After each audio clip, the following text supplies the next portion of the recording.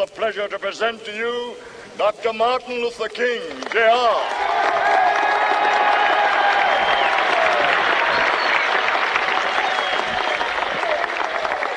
I am happy to join with you today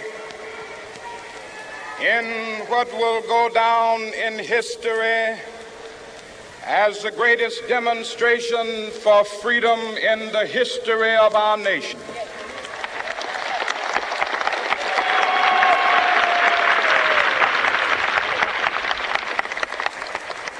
Five score years ago, a great American in whose symbolic shadow we stand today signed the Emancipation Proclamation. This momentous decree came as a great beacon light of hope to millions of Negro slaves who had been seared in the flames of withering injustice. It came as a joyous daybreak to end the long night of their captivity. But 100 years later, the Negro still is not free. 100 years later, the life of the Negro is still sadly crippled by the manacles of segregation and the chains of discrimination. 100 years later, the Negro lives on a lonely island of poverty. I have a dream that one day this nation will rise up and live out the true meaning of its creed. We hold these truths to be self-evident, that all men are created equal.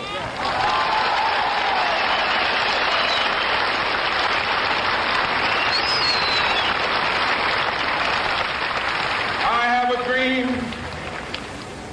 that one day on the red hills of Georgia, sons of former slaves and the sons of former slave owners will they be able to sit down together at the table of brotherhood. I have a dream that one day, even the state of Mississippi, a state sweltering with the heat of injustice, sweltering with the heat of oppression, will be transformed into an oasis of freedom and justice. I have a dream. My four little children will one day live in a nation where they will not be judged by the color of their skin, but by the content of their character. I have a dream today.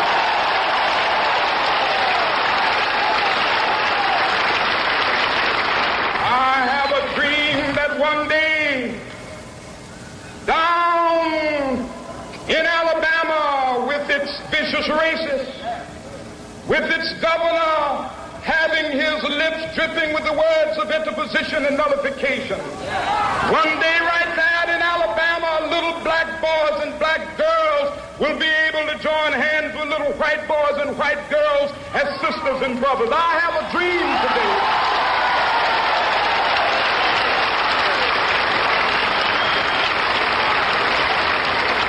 I have a dream that one day every valley shall be exalted, and every hill and mountain shall be made low. The rough places will be made plain, and the crooked places will be made straight, and the glory of the Lord shall be revealed, and all flesh shall see it together. This is our hope. This is the faith that I go back to the South with. With this faith, we will be able to hew out of the mountain of despair a stone of hope. With this faith, we will be able to transform the jangling discords of our nation into a beautiful symphony of brotherhood. With this faith, we will be able to work together, to pray together, to struggle together, to go to jail together, to stand up for freedom together, knowing that we will be free one day.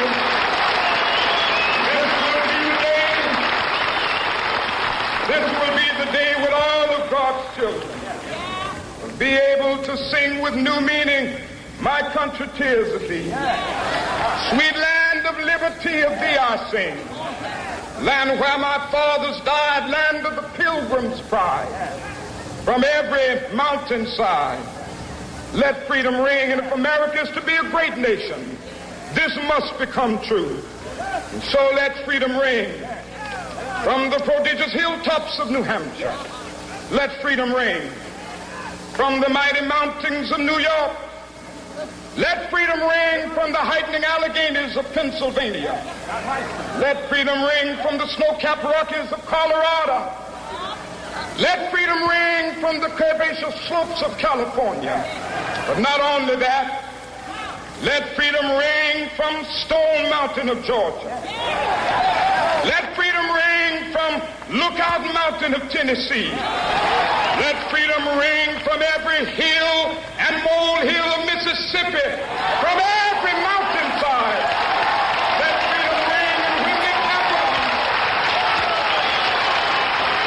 when we allow freedom ring, when we let it ring from every village and every hamlet, from every state and every city, we will be able to speed up that day when all of God's children, black men and white men, Jews and Gentiles, Protestants and Catholics, will be able to join hands and sing in the words of the old Negro spiritual, free at last, thank God.